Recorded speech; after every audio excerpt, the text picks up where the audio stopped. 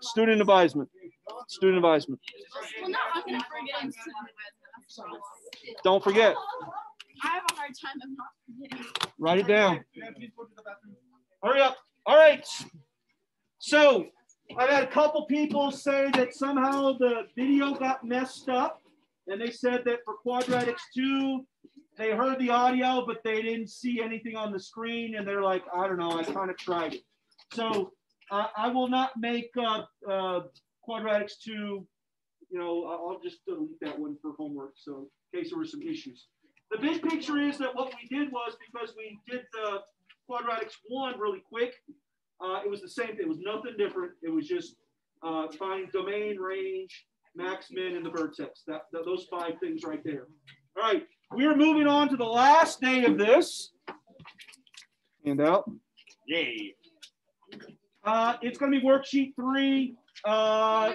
There are 4 problems, I believe. There's just 4 problems. No, you can sit in your class. Yes. Just borrow one from somebody.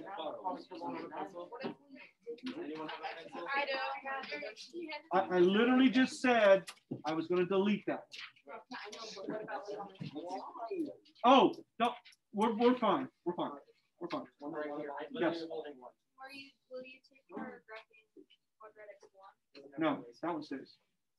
So I do need that one if you didn't turn it in. All right. We are going to, the reason why there's 3 of these, the last day is I pull everything together. I pull everything together from the start of the chapter to what we've been doing the last 2 days, which was graphing. And somehow the start of the chapter and graphing don't seem to fit together. It turns out they do fit together very nicely. And that's what today's lesson is on. All right, you ready to pay attention? Here we go. So from the last 2 classes, we did the following. We started talking about quadratics. Remember, that is a function or equation where x is to the 2nd power. Linear equations, x is to the 1st. Linear equations makes lines. We have found out that quadratics make what shape? Parabola. They make parabolas. It could be concave up, it could be concave down, or smiley face, frowny face. But we have found that this shape, when you graph, makes parabolas. Okay? We've learned a couple techniques to graph these things. The first technique we learned, which was table of values. In fact, it's the only technique. Until you get to Algebra 2 pre-calculus, you won't learn another method. It's more complicated. All right, we throw in some values. Now be careful. Today, you got to listen carefully. By default, are you listening? We like these numbers. It's not because these are special, it's because the math is easy with these numbers. Be careful for tonight. These might not be the numbers you want to use. These are good to start with. You know the basic shape of a parabola. When you do the table of pain tonight for homework, and you graph them, and you get that, and you're like, well, that's not a parabola. It's because you chose what I told you to. You have to choose more values in that direction to get the full parabola. Conversely, you might plug in those points. I do want you to choose those points. And it looks like this. You're like, well, that's not a parabola. Then you need to choose more points. We'll talk about what points those will be that complete the parabola. Okay? Keep that in mind. All right, table of values is simply you take the number, plug it in. -2 squared is 4. -1 squared is 1. This is the parent function for all parabolas. I'm not saying if you memorize this, you make your life easy. You don't. Okay, but at least for the last couple homeworks, you could kind of speed up the process if you already had those numbers memorized. You don't have to memorize those numbers. Okay, that's the basic shape of y equals x squared. Further, we learned that if you put a number attached to the x through multiplication, it changes the shape slightly. We found out that if a was larger than 1, it made it really skinny. Okay, it took the parent function, which is in red here, and it made it skinnier and skinnier and skinnier as we get bigger. If we made the number between 0 and 1, it made it wider. That's the green here. That was 0.5x squared. Lastly, if we made that number negative, it takes the normal parabola and flips it. That's the sum total of our knowledge for parabolas right now. Okay? Yeah, that's decimals. We gave some names. We've been using these names. We've been talking about where the change occurs. The change occurs, look, I'm going down, down, down, down, down, down, down. Right here, it switches from going down to going up. At that point, we call that the vertex. The imaginary line that goes vertically through the vertex is called the axis of symmetry. Why is it called that? Because that's the line that if you folded it, it would fold upon itself. We throw this out in Algebra 1. We usually never use it. Algebra 2, you use it a lot. You'll see in Algebra 2 when you use it. But that's in 2 years, by the way. Okay. Parabolas come in 2 basic flavors: smiley face, frowny face. What changes between the 2 is the A value. The A value will always be positive, even if it's a 1. It will be positive for a smiley face. It will always be negative for frowny face, except no math book, that's me. They call this one concave up or opens up.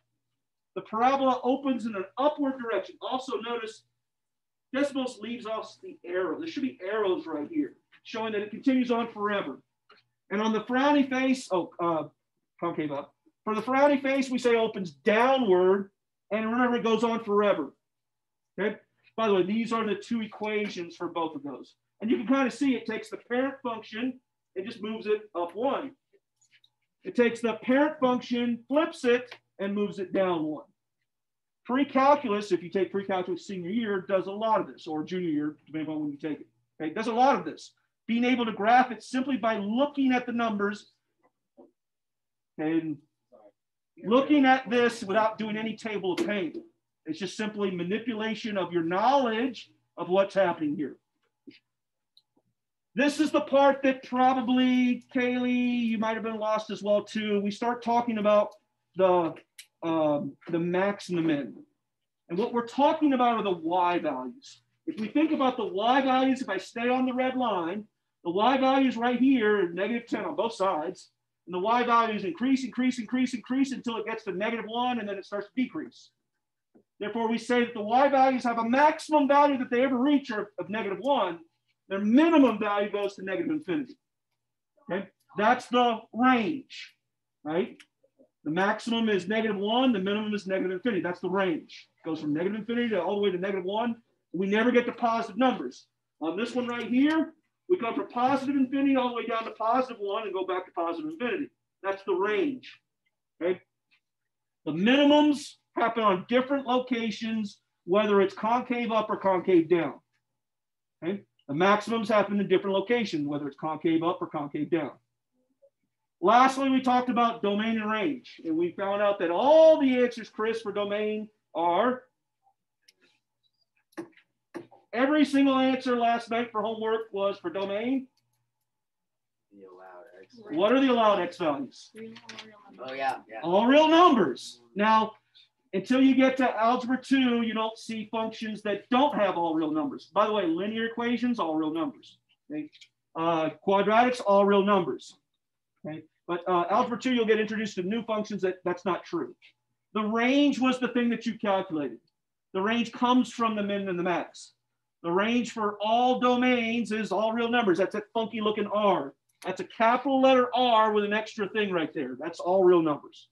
Don't ask me why they chose that. Guess what they chose for fractions? A cube. Yeah. Guess what they chose for integers? That's integers. What else with them? Most of it comes from German. Z is for Zahlen, the count. Who's taking German next year? To count means you count. The verb is Zahlen. That one's the one you got to memorize. Zahlen Sie bitte is also how if you go to a German restaurant and you want the bill, you don't say give me the bill, you say give me the count, right? So you say Zahlen bitte, and that means give me the bill. Yeah. All right, the range, remember, we expressed in terms of y equals y, or all the y values smaller than the max right here, which was 4. Okay, this was what your homework was. It was basically doing this right here, okay? And the big idea is you just look at the curve. We don't call it a line because it's not a line, it's a curve. We look at the curve and we see what values does the y touch. The domain are the x values, and it's all real numbers. It's just what y values would this touch? Well, it touches all y values down to about 4, and it goes to positive infinity. So any number bigger than or equal to 4. Cool. Recall that this isn't how we started the chapter. We started the chapter by solving quadratics. We just finished graphing quadratics, two completely different things. One is I'm literally doing some algebra. The other one I'm doing some drawing, right? Turns out those two things are exactly the same. You just have never been told this. Now I'm about to tell you. So solving quadratics, you were given a quadratic like this. There were 3 methods to solve it. If it's factorable, factor it. Is this one factorable? No. Are there 2 numbers that multiply 12 that add up to 8? 2 numbers multiply 12 that add up to 8. What are those numbers? 6 and 2. 6 times 2 is 12. 6 plus 2 is 8. So if you can factor that sucker. We said both of these equal to 0 and we solved. So therefore the 2 answers are -6 and -2. Okay? That was solved by factoring. We did that. Right? The second method, oh, painful memories. This is the one that I said I would put 1 on the test. What was the second method that nobody liked? Complete the square. I'm going to do the same one. We already know the 2 answers are -6, -2. I'm going to solve this complete the square. Would I ever really do this? Heck no, it's factorable. Solve it by factoring. If I were to do complete the square, remember, get rid of the c, subtract 12 from both sides. Make the new c. The new c is b divided by 2 squared. What's b divided by 2 squared? 16. 8 divided by 2 is 4. 4 squared is 16. So I add 16 to both sides. That gives me, this factored would just simply be x plus b divided by 2 is, b divided by 2 is 4. And then I solve this. Take the square root of both sides. The square root of 4 is, and remember we put a plus or minus. So that gives me x plus 4 is equal to the plus or minus square root of, plus or minus 2. So subtract 4 from these 2 little tiny right here, and we get -6, and we get -2, which we already knew. By the way, this is why no one should do complete the square if it's factorable. Who wants to do all that work? Just factor it, you're done. Problem is, not all quadratics are factorable. Sometimes you have to do complete the square. But we found the very next day that this ugly process leads to this beautiful formula that gives us a third way. Nobody wants to do this. It's crazy. It's too much work. But what we did find that the third method guaranteed to always work, whether it's factorable or not factorable, quadratic formula. Quadratic formula, we take A, B, and C. There's going to be at least 4 of these on the test. Okay? Throw those values in, simplify it. It seems like a lot of work. It's not as bad as it seems, though. Most of you are pretty good at this. By the way, square root of 16 is 4. Divide everything by 2. This should say 2, not 18. That's a mistake. -4. Okay. Okay. We still get -6 and 2 when we do that math. Then why didn't we just do that? No. I was showing you the same one to start with, just showing it can be done 3 different ways. If it's factorable, always factor. Don't do any of those last 2.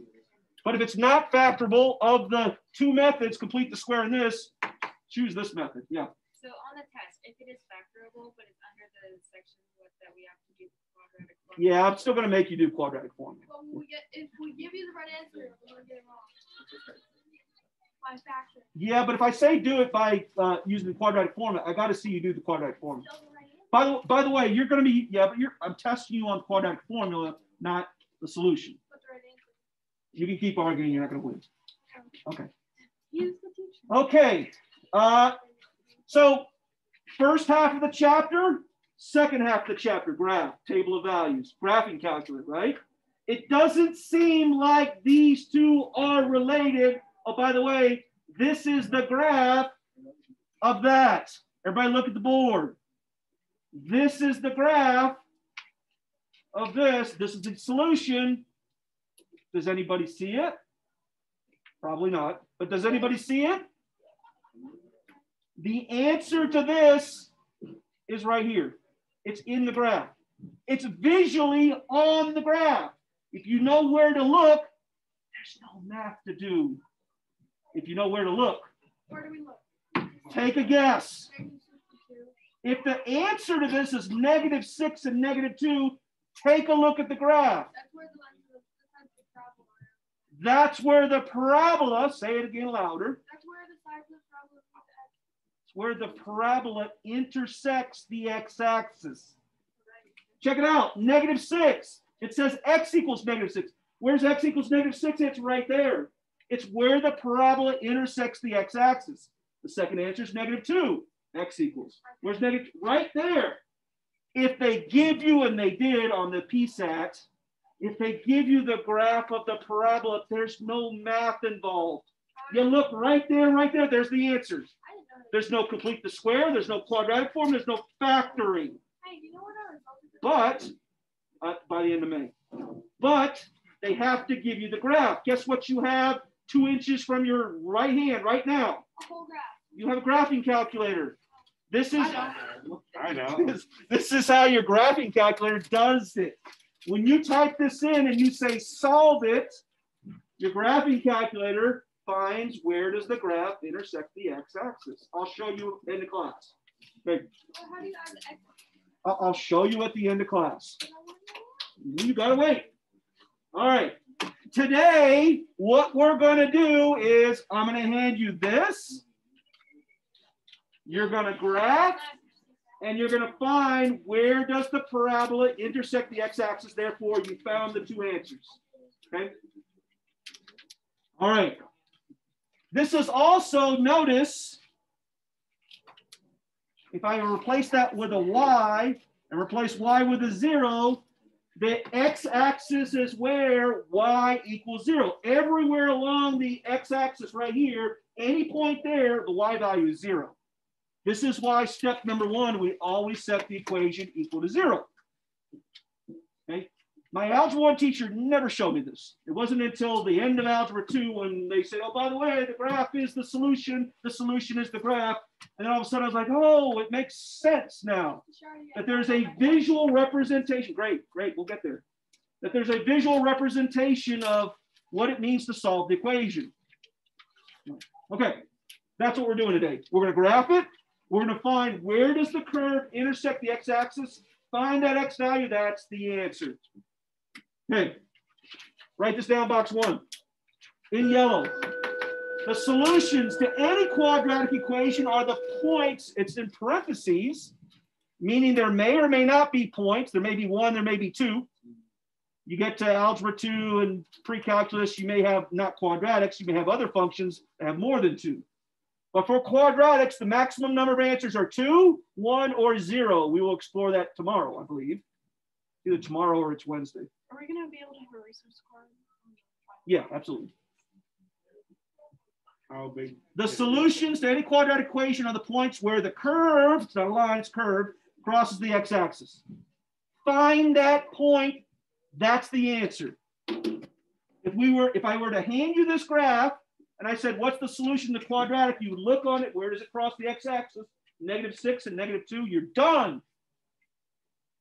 It is a little bit more complicated because we got to do a table of pain. But we're doing what we did before. We're graphing it. We're not just drawing a random U on a piece of paper like some of you turned in the other day. We actually have to find where it intersects. The person or people who did that know who I'm talking about. Okay, we good? All right. Put this somewhere. Typically, when I give you a quadratic, they will write it 3 different ways. They will say, find the solution to the quadratic. Sometimes they may say, find the zeros. Sometimes they may say, find the roots. They all mean the same. They all mean solve the quadratic. Why are they called zeros? Well, notice that both values have a 0 in the point. They are the zeros.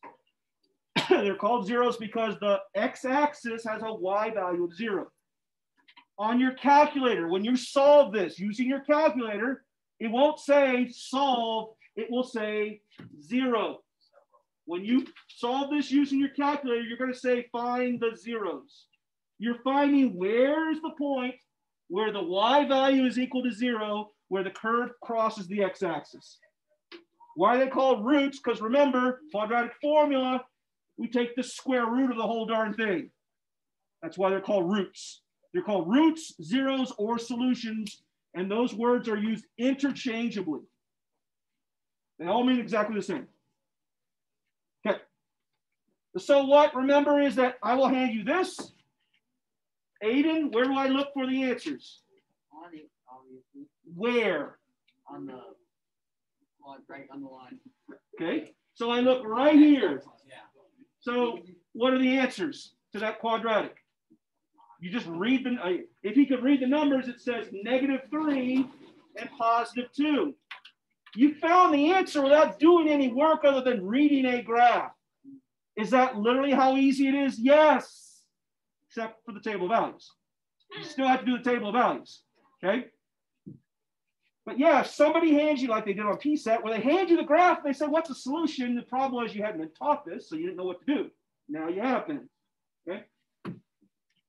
Okay, can you see that one better, Aiden? Yeah. What are the solutions?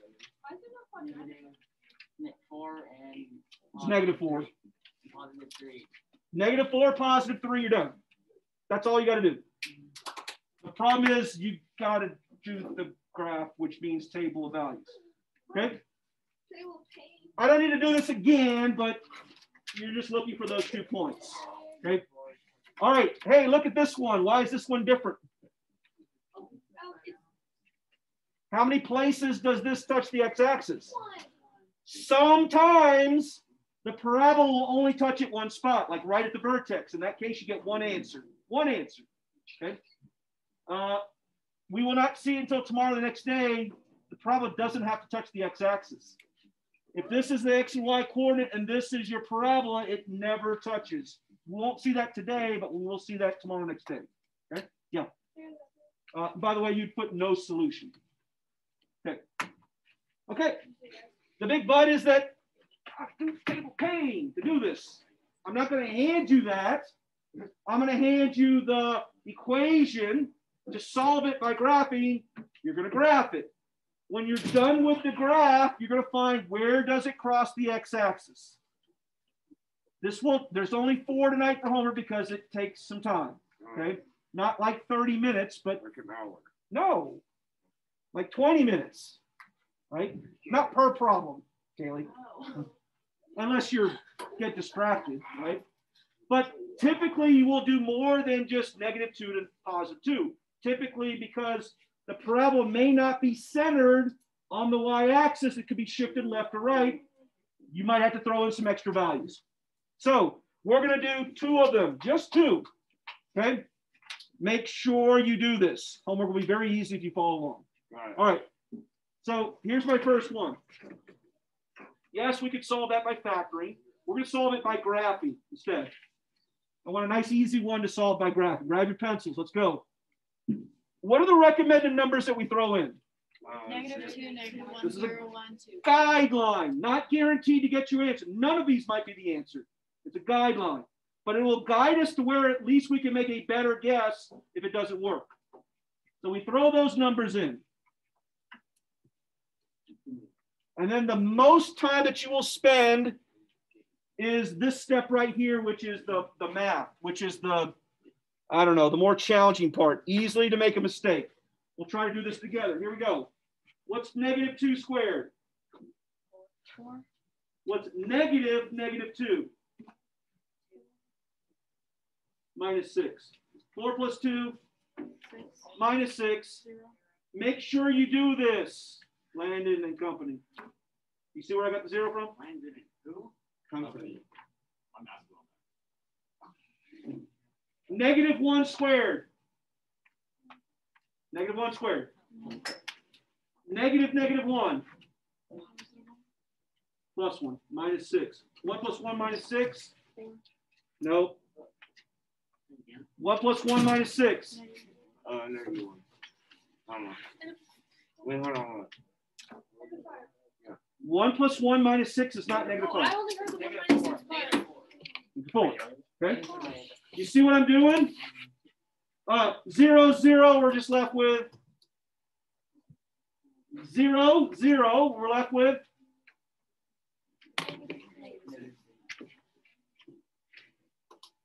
1 squared is -1 minus 6. What do we get?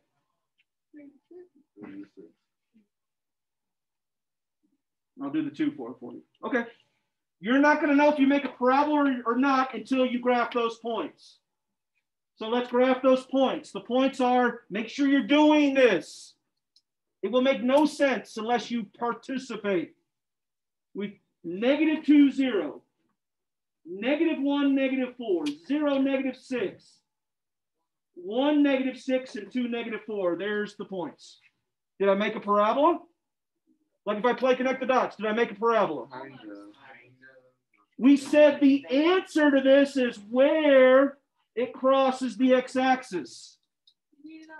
And we guess what? We're good on this side, but this side we're short a point. How did we get this point right here? What number did we throw in? We threw in 2, so I need a point over here. What do you want to try? Now's the most critical part of the class. Notice my parabola didn't finish. I got most of it. I mean, I can kind of tell where it goes, but I need to pick another point over here to throw in. If this was -2, -1, 0, 1, 2, what do we want to throw in? Or 4, 5, or 6, something like that. All right, what do we pick? 3. 3 squared is -3 minus 6. What do we get? We get 0. We pick 3, we get 0. And there's your other point. So you did all of this work. Now the question is, well, what's the answer? So what's the answer? By the way, we're supposed to solve. What's this point right there? -2. What's that point right there? 3. So the two answers are, -2 and 3. and you're done. So the zeros are -2, 3. That was the whole process. The hardest part, I'm going to go back, was when we were stuck right here. This is what's going to happen tonight when you do the homework. And you're going to be like, well, I don't know where it crosses the second time. You're going to have to pick a value. It's either going to be incomplete on the left or it's going to be incomplete on the right. If it's incomplete on the left, you're going to pick smaller numbers. If it's incomplete on the right, you're going to pick bigger numbers. You're like, well, what numbers do I pick? I don't know. That's the problem. You guys, it's a little bit of common sense and a little bit of guessing. We guessed 3. If 3 didn't work, if 3 got us right here, then maybe we pick 4. Turned out the 3 worked for us. By the way, smarty pants out there, look at the table of pain. Could you have found the answer with just the table of pain? Yes. Where's the answer? By the way, there's the answer, but where is the answer in the table of pain? Finish the sentence. It's the ones with the y value. You see that? That's why they're called zeros. It's where the y value is 0. So for those of you with a graphing calculator, I showed you on Friday how to see the table of pain. You just type it in and you look at the table of pain where y's are equal to 0 and you're done. Now that's with a graphing calculator, okay? You want to try it once with a graphing calculator? All right. My graph is broken though. Grab your graphing calculator. But my graph is broken. Hold on, let me show you. I had a graphing calculator somewhere. No, yeah. Grab your graphing calculator. Grab your graphing calculator. Step number 1, go to your y equals, clear everything out.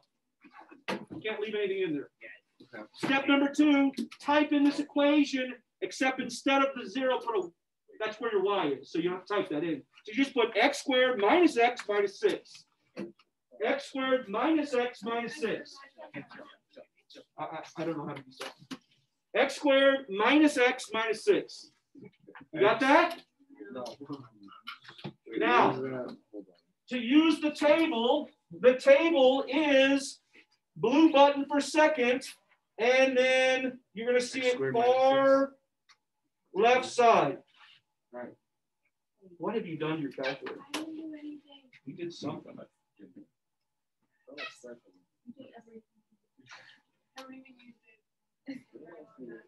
Okay, I need help. That is my graph. All right. You got your table up? X to the power 2. I need to reset the calculator. Now, you can use the up and down. Now, use the up and down arrow until the y says 0. I need help. Do you see it? Yes, sir. See. So And notice we got exactly the same answer. We got 3 and then find the other 0. And the other way. Notice it goes 0. 3 and -2. Got it? Can someone help me? 3 and -2. Okay. This is my graph. Okay. You didn't type it in. Oh, okay.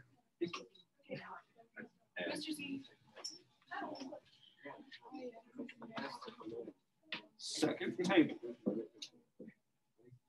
So we're looking where y is equal to 0. Y is equal to 0 right there. What's the number?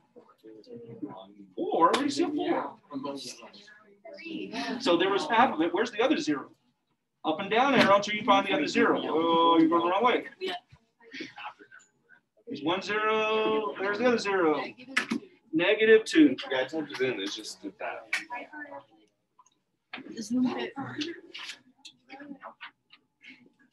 There's your table. Find where it says 0. It's going to be -2, not 3. All right. That is one way of doing it with the table. There is a second way. Okay. This one's a bit more complicated. You got to listen and don't do anything unless I say so. Everybody find your zeros on your table. That's typically the quickest way to do it. Okay. The second way is this. You ready? Everybody? Hit graph. Hit graph. Just hit graph. You don't have to do anything except graph. Now, some of you have messed up windows, so I want you to hit the zoom button, very top, and I want you to hit zoom standard, number 6. Okay? Everybody okay?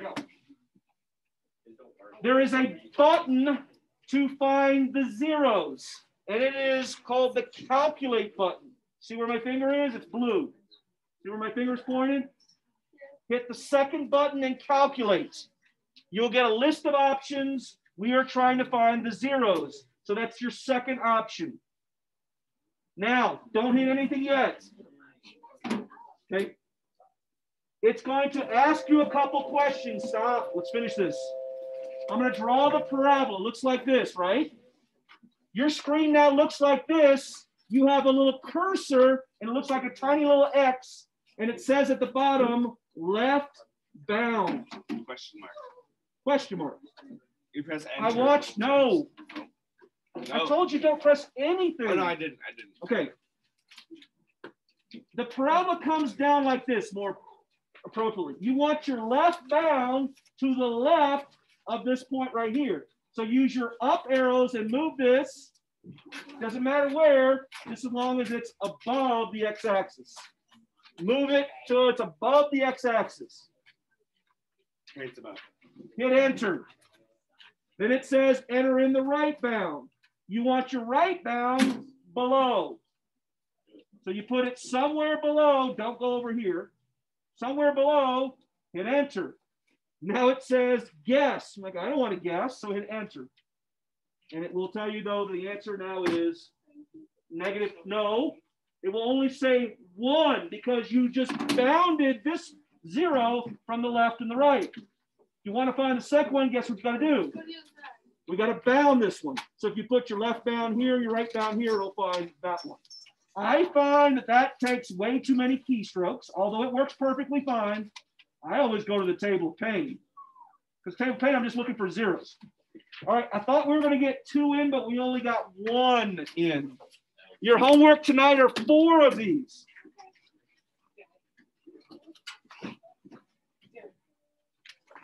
You got to really upset with you that I pressed them. Look, Mr. Chartier. when I start off the statement saying, don't press any buttons until I say so. And then I'm listening, Haley. What's up? So for the table on the calculator, can you just put in for like y equals and then just put in the equation? You absolutely can do that.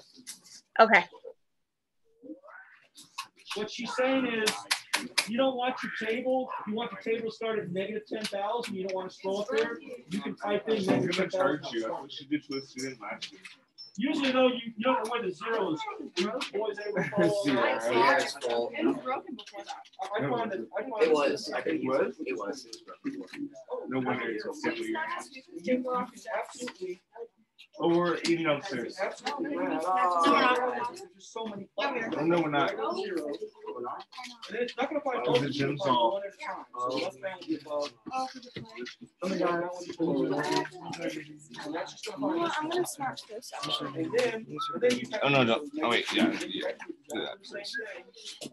Oh, baby. Exactly the same thing for this one. Now, the problem is the left bound for this one. Now this time the left bound for this one's going to be below it. The right bound is going to be above it. I mean, there's people do this really quickly. So left bound, right bound, yes. Ask her for her drive. Sure, boy, you go try it. She'll call the school. All right, go lunch. I didn't look at my emails. I gotta look at my email. real quick. We're eating here, guys. They have the stuff set up for the Play. Right? Oh, that's right. Yeah. All right, we're done, Haley. Okay. See you tomorrow. Yep.